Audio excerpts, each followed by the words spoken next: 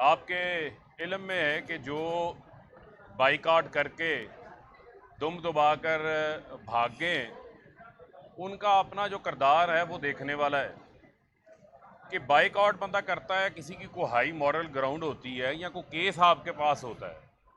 पहले आपने देखा कि जब अमेरिका की साजिश के तहत रजीम चेंज का मामला आया तो इन लोगों ने सिंध हाउस के अंदर ज़मीरों की ख़रीदारी की मंडी लगाई, सिंध हाउस को छांगा मांगा बना लिया और कौमी असम्बली में लोटे बनाए।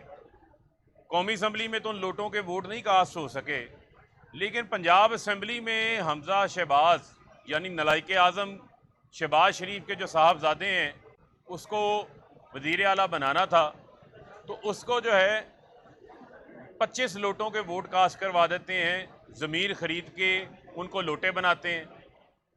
फिर जो है वो उसी के साथ साथ डिप्टी स्पीकर को गैलरी में खड़े करके इलेक्शन करवा लेते हैं। लेकिन वो लोटे जब फारिग होते हैं तो अवामी अदालत लगती है, अवामी अदालत में ज़िमनी इंतखाबात में लोटे फारिग हो जाते हैं। उसके बाद 186 वोट मिलते हैं परवेज़ अलाई को, 179 वोट मिलते हैं हमजा को, लेकिन उसके बावजूद यानी कि ढटाई और बेशर्मी की इंतहा इतनी इनके अंदर कूट कूट के भरी हुई है कि उस फैसले को भी तस्लीम करने को तैयार नहीं है। डिप्टी स्पीकर का भी ज़मीर खरीद लेते हैं और उससे भी एक गैर आइनी गैर कानूनी रूलिंग ले लेते हैं। और जब अदालत इनसे ये सवाल करती है कि आप ये बताएं कि ये किस अदालती फैसले के तहत डिप्टी स्पीकर की रूलिंग है, तकरीबन कल कोई 2 दर्जन बार तो अदालत ने ये सवाल पूछा होगा, लेकिन इसके दुनिया जहां के सारे जवाबात इनके पास मौजूद थे, उसका जवाब जो है इनके पास मौजूद नहीं था। ये मुझे क्यों निकाला 2 की किस्त जो है इन्होंने चलाई हुई है।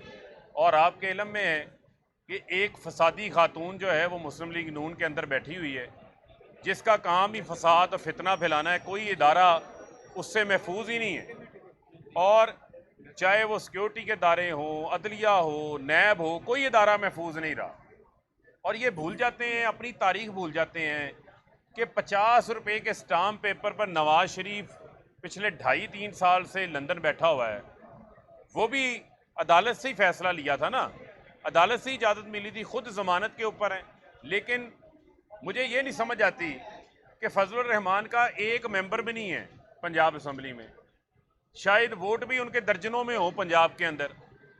इसी तरीके से MQM का एक मेंबर नहीं है, इसी तरह बाप पार्टी का कोई रुकन नहीं है, भुतानी साहब का कोई स्टेक नहीं है पंजाब के अंदर, पीपल्स पार्टी के भी चंद वोट हैं, वो भी चंद मेंबरान हैं। और वोटों की हालत तो ये है कि वो वोट उनके दूरबीन लगा के ढूंढने पड़ते हैं, बल्कि हमारा जो क्रिकेटर बाबर आजम है उसके स्कोर ज़्यादा होते हैं, इनके इंतखाबात में पीपल्स पार्टी के वोट कम होते हैं।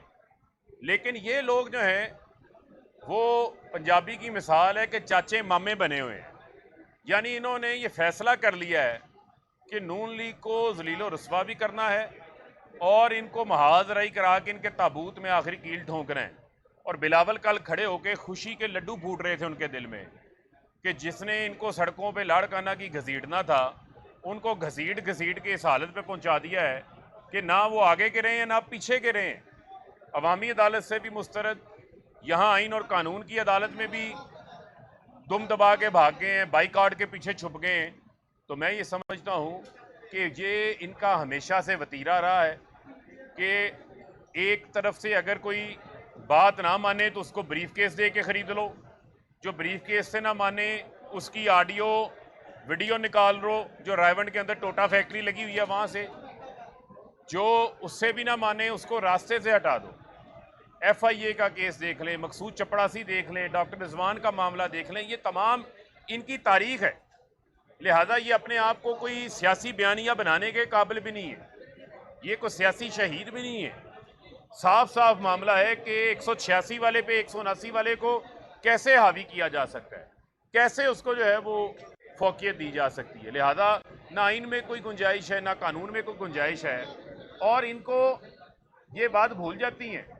आज से 9 रोज़ पहले जब फैसला आया कासिम सूरी की रूलिंग के हवाले से, तफसीली फैसला आया, उसके ऊपर मरियम ने बड़ी खुशियां बजाई, ढोल बजाए, बड़ी तारीफ़ें की। तो यही बेंच उस वक्त चीफ जस्टिस की सरबराही में इसमें से चीफ जस्टिस साहब और 2 मेंबर और इस बेंच के उस 5 रुकनी बेंच का हिस्सा थे, जिसकी बुनियाद पर आपकी वफाक में हुकूमत कायम है। लेकिन आप लोग कहते हैं कि मीठा मीठा हप हप कड़वा कड़वा थू थू, तो ये तो नहीं हो सकता। ये जो आपकी माजी की पॉलिसियां हैं ये तब्दील होनी चाहिए। ये अब आप भूल जाएं कि जस्टिस रिटायर्ड कयूम आएंगे, कोई जस्टिस रमदे आएंगे, कोई ख्वाजा शरीफ आएंगे, कोई रफ़ीक तारर मरहूम आएंगे, जिनको बाद में किसी को सदर बना के नवाजते थे, किसी के बेटे को एडवोकेट जनरल पंजाब बना देते थे, किसी को पैसों का तोहफा दे देते थे, किसी को BMW का तोहफा दे देते थे। ये तारीख भरी हुई है इनकी। ये तारीख जो है वो इनका हमेशा पीछा करेगी इनका। लिहाजा ये जितने बेगानी शादी में अब्दुल्ला दीवाने बने हुए हैं, इन्होंने नून लीग का पंजाब में जो कोई काम नहीं कर सका, जो कोई उनको ख़त्म नहीं कर सका वहाँ से, वो उनको खात्मे के ऊपर इन्होंने पहुँचा दिया है। तो मैं समझता हूँ कि ये सब पर लाजिम है कि आपने आइन की भी ताबेदारी करनी है, और आपने जो सुप्रीम कोर्ट ऑफ पाकिस्तान है, पाकिस्तान की अदलिया आज़ाद है, और इस अदालत के फैसलों के ऊपर आप तनकीद ज़रूर कर सकते होते हैं, जायज़ तनकीद कर सकते हैं, इख्तलाफ भी हो सकता है। लेकिन ये क्या बात हुई कि आप सारा केस भी सुना गए हैं, रामलीला आपने सारी सुना दी, उसके बाद आप कह रहे हैं कि जनाब हम आप बाइकआउट करके भाग रहे हैं। तो ये भागने वाली बात है, ये चोरों की तरह भाग रहे हैं। अगर आपका कोई केस होता तो आप इस तरीके से भागते ना, बल्कि अदालत में उसको फेस करते। जी बहुत शुक्रिया।